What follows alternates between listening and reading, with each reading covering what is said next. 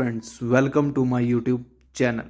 Friends, आज मैं लेके आया हूँ HP GPT TET series B question paper, जिसका पहला प्रश्न है जी और एस कारक का वर्णन किस मनोवैज्ञानिक ने किया।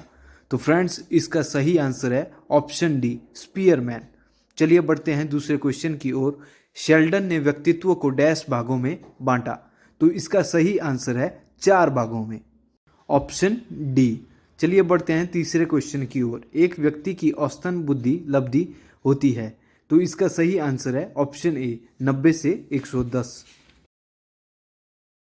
चलिए बढ़ते हैं अपने चौथे प्रश्न की ओर। परिणाम का ज्ञान सीखने पर डैश प्रभाव डालेगा। तो इसका सही उत्तर है धनात्मक, ऑप्शन ए। पांचवा प्रश्न है नलिका विहीन ग्रंथियां स्रावित करती हैं। तो इसका सही आंसर है ऑप्शन सी, हार्मोन।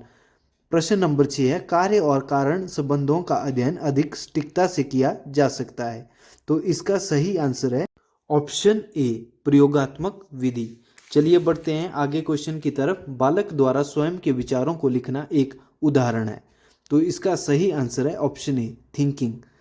नंबर 8, विकास का प्रारंभ कब से शुरू होता है। तो इसका सही आंसर है ऑप्शन सी, गर्भधान से। नंबर 9, पावलोव ने अपना प्रयोग किस पर किया। तो इसका सही आंसर है ऑप्शन बी, कुत्ता। ये बढ़ते हैं अगले क्वेश्चन की तरफ। सामाजिक अधिगम का सिद्धांत किसने दिया। इसका सही आंसर है बंडूरा, ऑप्शन बी। आगे प्रश्न है अत्यधिक और तर्कहीन भय प्रतिक्रिया कहलाती है। तो इसका सही आंसर है ऑप्शन डी, फोबिया।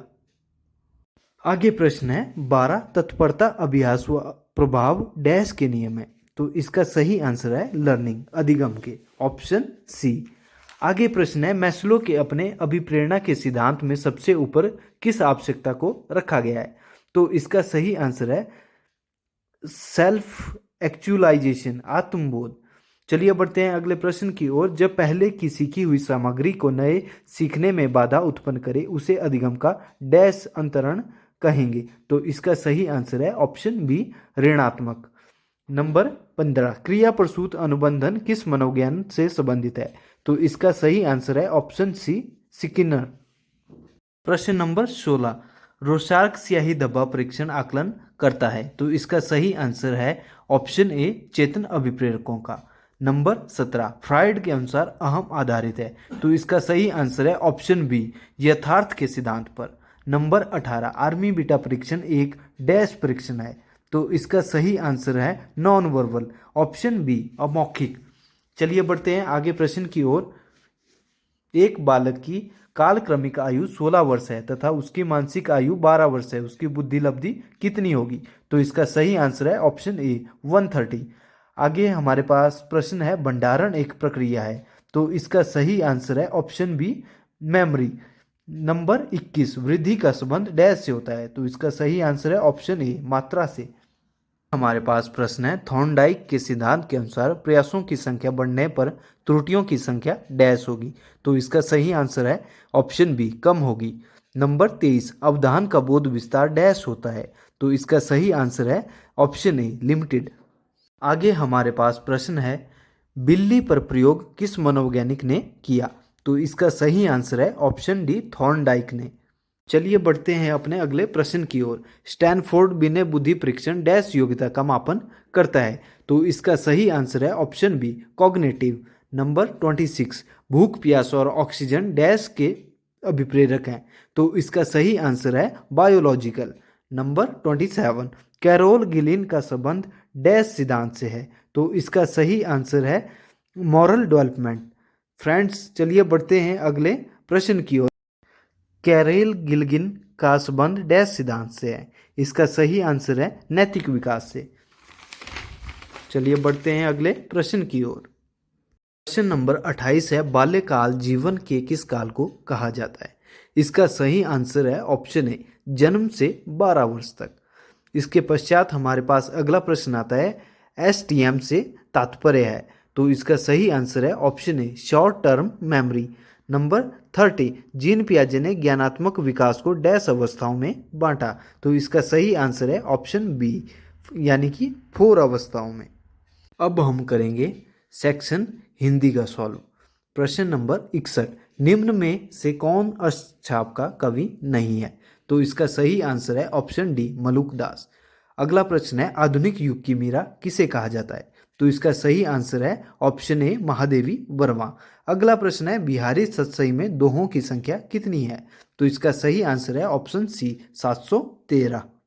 बढ़ते हैं अगले प्रश्न की ओर। हिंदी भाषा को आर्य भाषा किसने कहा? तो इसका सही आंसर है ऑप्शन डी, दयानंद सरस्वती ने। अगला प्रश्न है 65, अबला जीवन हाय तुम्हारी यही कहानी, आंचल में दूध और आंखों में है पानी, ये पंक्तियां किस कवि की हैं? तो इसका सही आंसर है ऑप्शन सी, महादेवी वर्मा। अगला प्रश्न है, विश्व का सबसे बड़ा भाषा परिवार कौन सा है? तो इसका सही आंसर है ऑप्शन सी, भारोपीय। बढ़ते हैं अगले प्रश्न की ओर। प्रश्न नंबर 67, हिंदी शब्द किस भाषा का है? तो इसका सही आंसर है ऑप्शन बी, फारसी। अगला प्रश्न है, हिंदी व्याकरण के कितने अंग हैं? तो इसका सही आंसर है ऑप्शन ए, 3। अगला प्रश्न है, निम्न वर्णों में से आगत वर्ण कौन सा है? तो इसका सही आंसर है ऑप्शन सी। चलिए बढ़ते हैं अगले प्रश्न की ओर। अनुनासिक स्वर कौन सा नहीं है? तो इसका सही आंसर है ऑप्शन डी, ओ। अगला प्रश्न है, ड वर्ण का उच्चारण स्थान बताइए। तो इसका सही आंसर है ऑप्शन सी, मूर्धन्य। अब है हमारे पास अगला प्रश्न, सही वर्तनी छांटनी है। तो इसका सही आंसर है ऑप्शन सी, मिष्ठान। चलिए बढ़ते हैं अगले प्रश्न की ओर। उच्चारण शब्द का संधि विच्छेद क्या होगा? तो इसका सही आंसर है ऑप्शन बी, उत्धन चारण। चलिए बढ़ते हैं अगले प्रश्न की ओर। आदमी शब्द है, तो इसका सही आंसर है विदेशी। चलिए बढ़ते हैं अगले प्रश्न की ओर। सुंदर शब्द का पर्यायवाची नहीं है। तो इसका सही आंसर है ऑप्शन ए, रुचिर। चलिए बढ़ते हैं अगले प्रश्न की ओर। स्वदेश शब्द का विलोम शब्द है। तो इसका सही आंसर है परदेश। नंबर 77, झगड़ालू शब्द में प्रत्यय है। तो इसका सही आंसर है ऑप्शन ए, लू। 2-4 शब्द में कौन सा समास है? तो इसका सही आंसर। फ्रेंड्स बढ़ते हैं अगले प्रश्न की ओर। निम्न में से युग्म शब्द नहीं है। तो इसका सही आंसर है ऑप्शन ए, कागज पत्र। नंबर 80, मैं आजकल मोहन के घर नहीं जाता। इस वाक्य में कोशीय शब्द है ऑप्शन बी, आजकल। नंबर 81, निम्न में से कौन सा शब्द स्त्रीलिंग नहीं है? तो इसका सही आंसर है ऑप्शन सी, ब्रह्मपुत्र। नंबर 82, कवि शब्द का बहुवचन होगा। तो इसका सही आंसर है इनमें से कोई नहीं। कवि शब्द का बहुवचन कविजन होता है। चलिए बढ़ते हैं अगले प्रश्न की ओर। निम्न में से अभिकारी सर्वनाम छांटिए। तो इसका सही आंसर है ऑप्शन डी। अगला हमारे पास प्रश्न है, वह पानी ठंडा है। इस वाक्य में ठंडा शब्द है। इसका सही आंसर है ऑप्शन सी। चलिए बढ़ते हैं अगले प्रश्न की ओर। अकर्मक क्रिया शब्द है। तो इसका सही आंसर है ऑप्शन ए। अगला प्रश्न है हमारे पास, अर्थ के आधार पर शब्द के कितने भेद हैं? तो यह प्रश्न मुझे थोड़ा सा गलत लग रहा है। इसका सही आंसर होगा ऑप्शन ई, 6। निम्न में से कौन सी अल्प प्राण ध्वनि नहीं है? तो इसका सही आंसर है ऑप्शन ए, अघोष ध्वनि नहीं है। तो इसका सही आंसर है ऑप्शन डी, व। एक अक्षर वाला शब्द छांटिए। तो इसका सही आंसर है ऑप्शन बी। नंबर 90, निर्गुण काव्य धारा के प्रवर्तक कौन थे? तो इसका सही आंसर है कबीर।